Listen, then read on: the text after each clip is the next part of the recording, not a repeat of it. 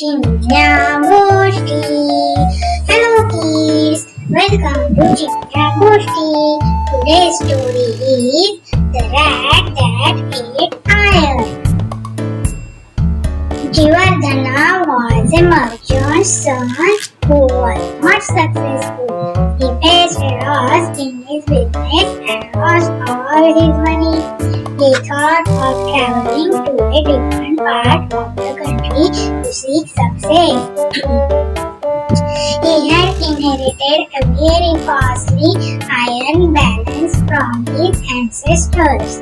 When leaving, he mortgaged the iron balance to a nearby merchant in exchange of money for his travels.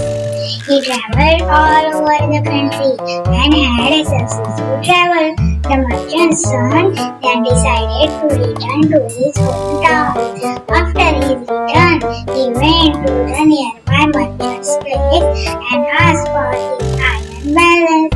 "Oh friend, please return the iron balance that I had kept with you." The other merchant did not want to return it. He said, "I do not have it anymore. We have a problem with rats. The rats are eating up everything. They have eaten your iron balance too." At once the merchant's son knew the truth. He replied, "If the rats have eaten it up, there is nothing that you can do. Anyway, nothing can last forever." He continued, "I am eager to go for a bath in the river. Please ask your boy to help me carry my belongings and to look after them while I take my bath." The other merchant agreed and called his son. "Son, this is your uncle. Please accompany him to the river and keep watch so that none of his belongings get stolen." So the merchant's son and the boy went to the river. After he had taken a bath, the merchant's son took the boy to a nearby cave. He kept the boy inside the cave and blocked the entrance of the cave with a big rock. He then returned to the other merchant's place. When the other merchant saw his friend returning alone, he asked, "Where is my boy? Why have you returned alone?" The merchant's son replied, "I feel sorry for you. When I was taking my bath, your boy was standing on the bank.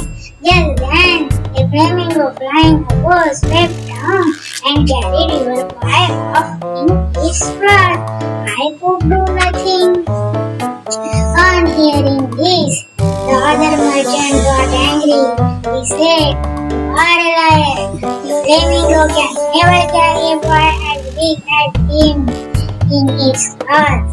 I shall complain about you to the village elders." At once, the other merchant dragged the merchant's son to a nearby village elder and started complaining. The other merchant said, "He is a disgraceful man who has kidnapped my son." The village elder instructed, "How can you do this? Return his son to him immediately."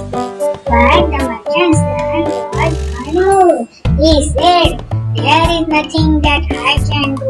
The flamingo swept down and carried him off in its claws from the river bank. Hearing this, the village elder got angry. He shouted, "How can a flamingo carry a child? You are lying." The merchant's son replied, "Sir, in a city where rats eat iron, why can't flamingo carry a child?" The village elder was amazed to hear this. "Where does a rat eat iron? What is the meaning of what you say? Please explain yourself clearly." The merchant's son narrated the entire sequence of events to them and explained how he had hidden the merchant's boy in a cave to get his iron balance back. When the village elder and everybody else who had crowded there heard the story. They started laughing.